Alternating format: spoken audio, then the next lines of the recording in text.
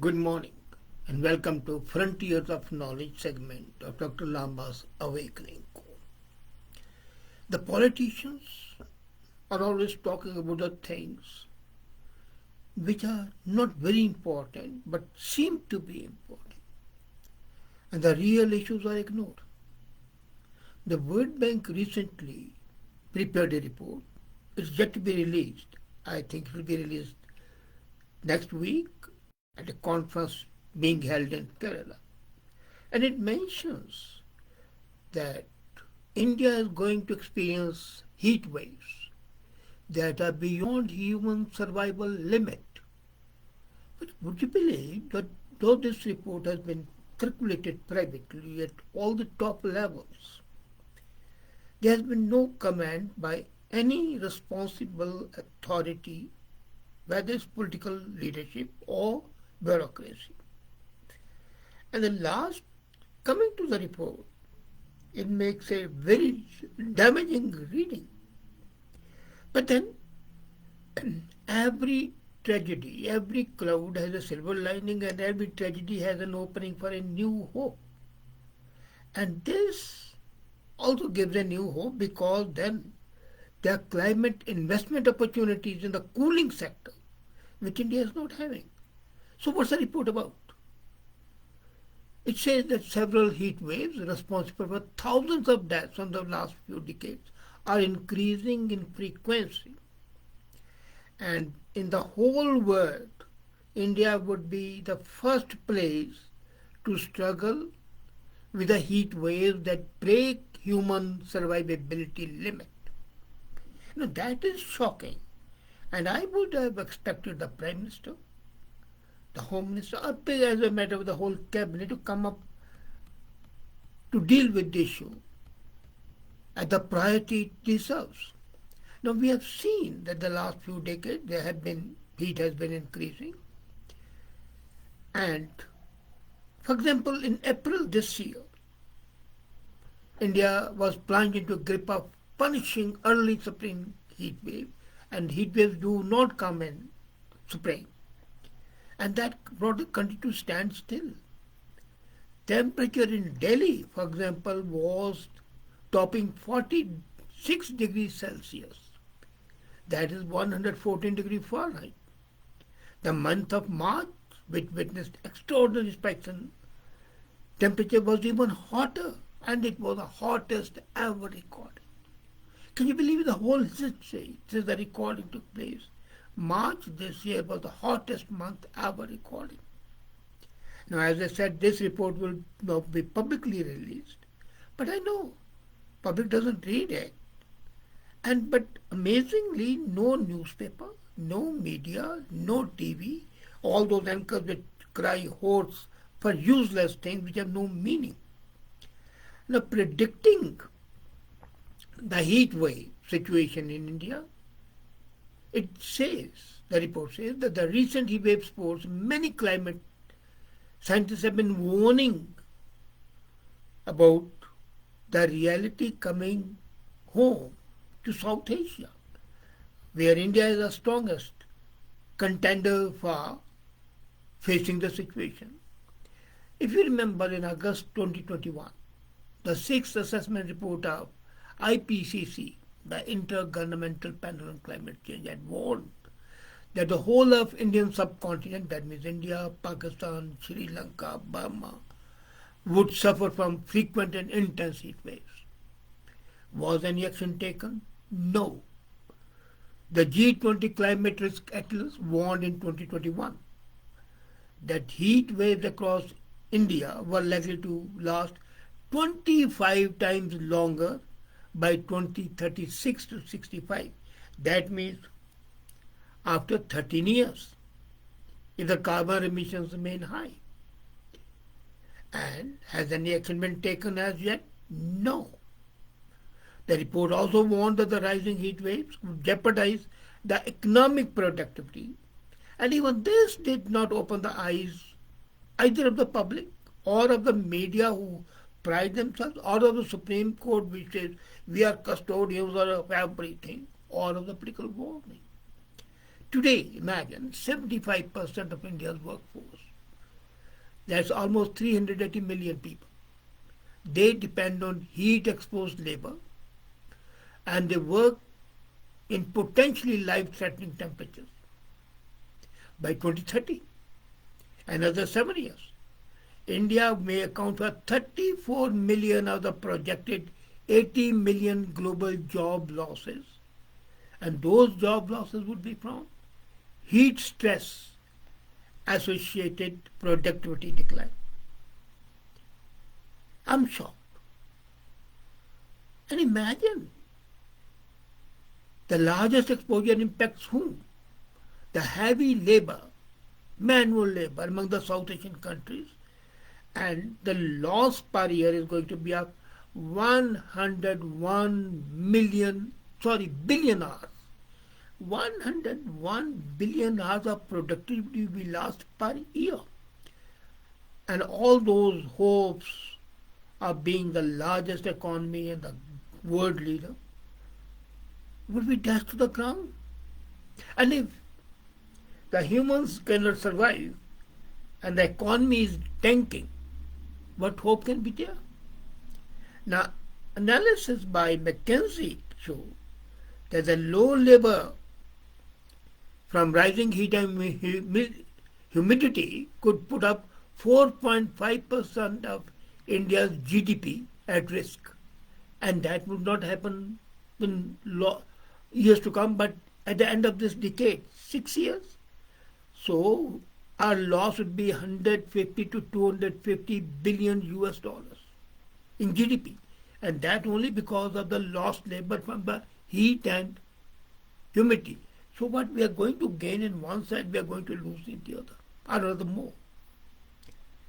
And then my more fear is for the food security. The long-term food security and the public health security will depend on two things: availability of food, and we need a reliable cold chain network. And now this is incidentally what I would refer as a business opportunity. Transporting food, transporting pharmaceutical goods across the country requires a cold chain refrigeration system that works every step of the way. And a single temperature lapse in the journey can break the cold chain, spoil all the fresh produce, and weaken the potency of the vaccines. But are you aware? You would be shocked when I tell you that only 4% of the fresh produce in India is covered by the cold chain. Only 4%. And rest 96%. And I remember it was way back, we were asked by the Minister of Food Processing Industry to evaluate the losses by this non-availability of cold chain. And it was way back in 1997.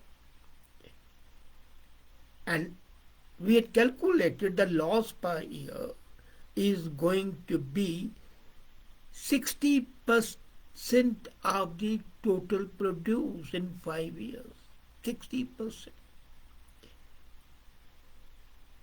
And if 60% of the fresh produce is lost or decayed and not worth eating, and then it's eaten by whom?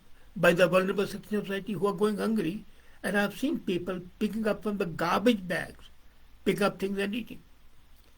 So 4% of the fresh produce is covered, and the losses are 13 billion US dollars per year. That's what I told you. It was 97 when we did the study, and now it is increased to 13 billion US dollars per year. Then the third largest producer of pharmaceutical in the world is India. And do you know that India lost approximately 20% of the temperature-sensitive medical products last year? 25% of the vaccines for corona were lost because of the broken brain chain, and the loss is $313 million per year. And as temperature rise across India, that's giving rise to the demand for cooling. But then, looking at the poverty level where two-thirds of the population, 66% of the population live on less than $2 a day, where the average cost of air conditioning varies between US dollars 260 to 500, air cooling is practically impossible for vast majority of people.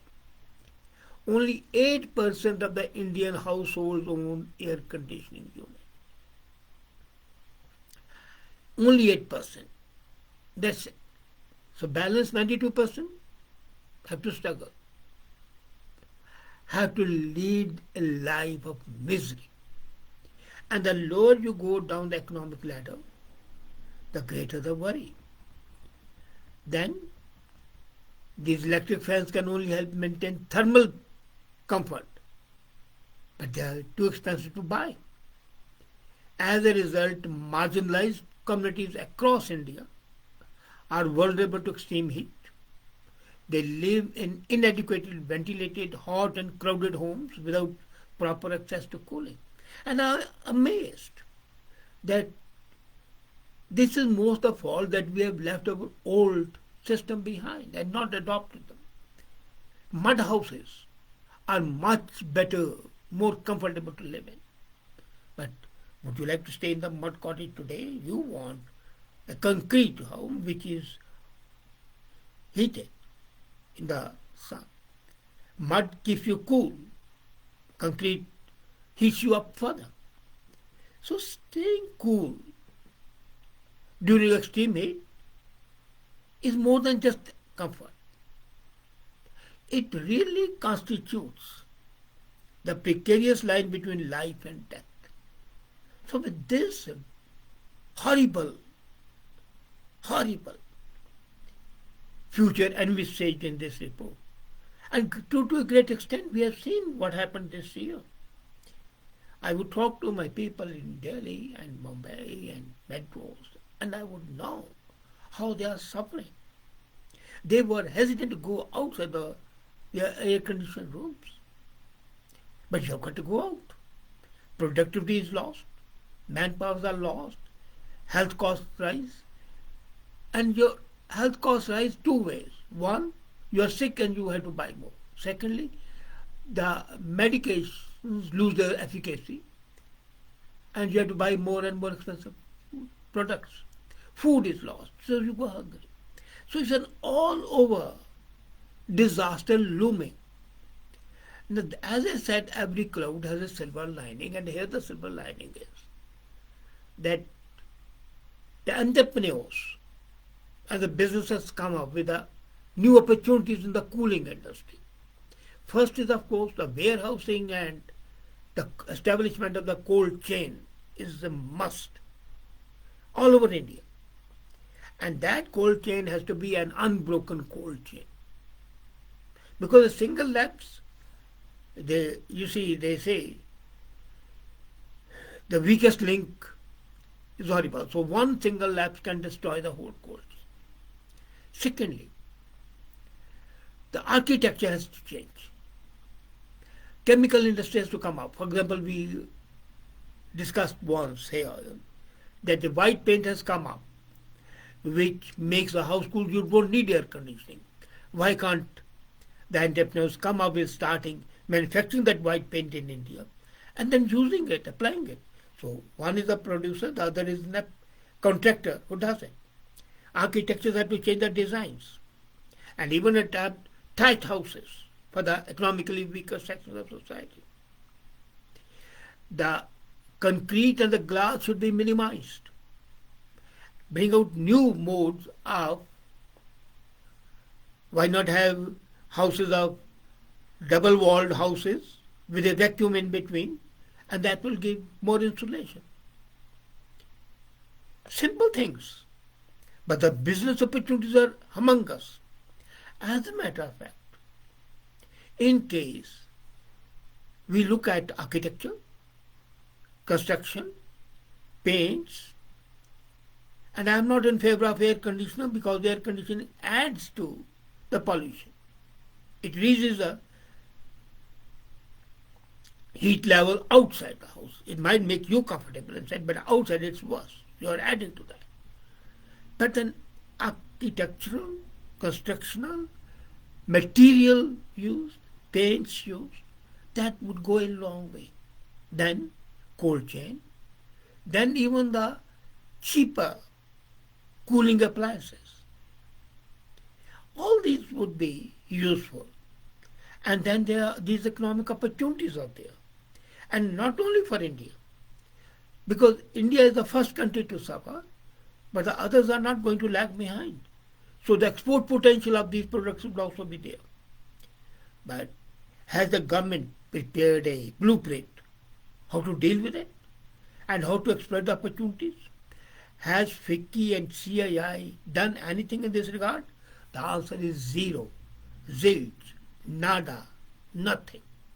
This shows the myopic attitude of the government and of the industry. There are some industrialists, undoubtedly, who have initiative, who have imagination, and but then most of the industrialists are only the rat race. If X has done it, then I would do it because they have been successful. They lack the real entrepreneurship. But then there is a large number. So even if they lack it, the small minuscule number which is, and that might go into thousands and hundreds of thousands, if they come up, but they have got to be shown the way. Here the role of the TIFAC is very important, Technology Information Forecasting Center, which we helped establish in India. Now that center under the Department of Science and Technology can really ensure that the technologies available are transferred to India, and they are exploited commercially. It will have two benefits: increase the income of the people and also protect the people from this heat which is going to bypass the